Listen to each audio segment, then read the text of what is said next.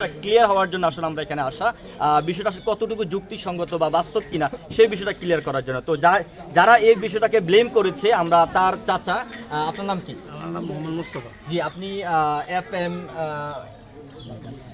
FM পারভেজের কি হন আপনি? আমি আমি পারভেজের জ্যাঠা। আচ্ছা, যাই হোক, আমরা সোশ্যাল মিডিয়া যতটুকু জেনেছি, এফএম পারভেজ উনি ফেসবুকে লিখেছেন এলাকা যারা বিএনপি অঙ্গ সংগঠন আদার্স আওয়ামী লীগের বাইরে যে দলগুলো রয়েছেন, গ্রামবাসী ওনার পরিবারের উপরে একটি হুমকি দিয়েছে, মানুষ এসে ওনাকে বাড়ি ভাঙচুর অথবা বিভিন্ন এই ধরনের কোনো কথা বলছি কিনা গ্রামবাসী?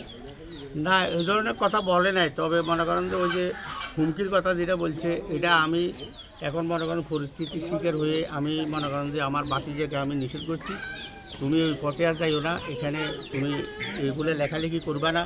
আমি অনেকবার বলছি, বিএমপির কিছু নেতৃস্থানের লোক আমাকে বলছে, বিচার দিছে, আমি ওদেরকে সান্ত্বনামূলক কথা বলছি।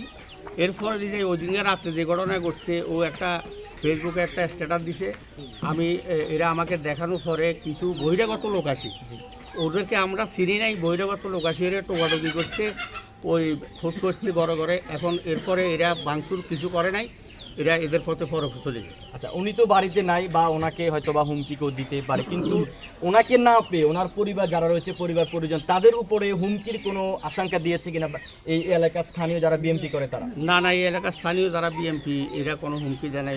প্রাইভেটলি আমাকে ওরা বলছে যে আপনার বাকি জায়গায় নিষেধ করবেন, যেটা এগুলো যখন আর না বলে। আচ্ছা, লাস্ট একটা প্রশ্ন, যখন 5 তারিখে যখন শেখ হাসিনা বাংলাদেশ থেকে যখন চলে যায়, তো এরপরে যে পরিস্থিতি, এই পরিস্থিতিতে কোনো হামলা হয়েছে কিনা? না না, এই পরিস্থিতি আর আমাদের অন্তত আমাদের 5 নম্বর ওয়ার্ডে এই ধরনের কোনো হামলা হয় না। আরেকটা বিষয় হচ্ছে, এখন এই যে বিষয়গুলো সামনে আসছে সোশ্যাল মিডিয়াতে, এটা কি আপনার বাতিদা স্ট্যাটাস দেওয়ার পরে নাকি আগে থেকেই তাকে হুমকি বা ওনাকে না না, এটা স্ট্যাটাস দেওয়ার পরে এটা হয়েছে।